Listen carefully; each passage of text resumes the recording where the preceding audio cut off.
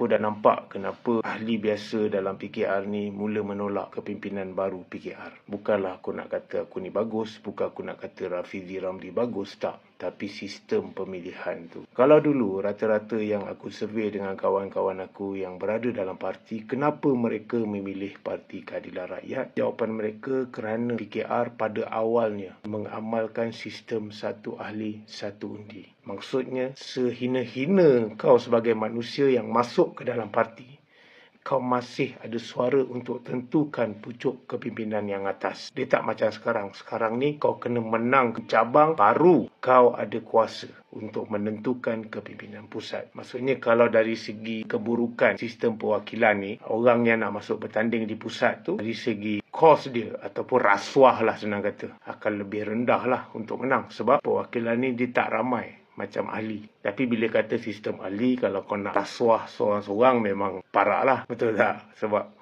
ada berapa juta ahli kan. Tapi bila sistem perwakilan ni, contoh katakan ada 30,000 orang.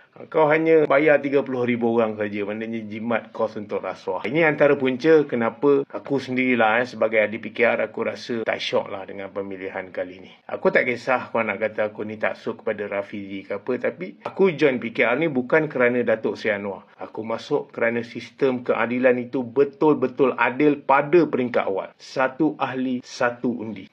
Maknanya orang yang gila, orang yang bodoh macam aku ni pun ada kuasa untuk tentukan kepimpinan pusat. Tapi sekarang, kalau aku nak tentukan kepimpinan pusat, aku kena batak jadi ketua cabang, jadi timbalan ketua cabang, ataupun jadi ahli kepimpinan di cabang. Maknanya aku kena ada sifat batak tersebut.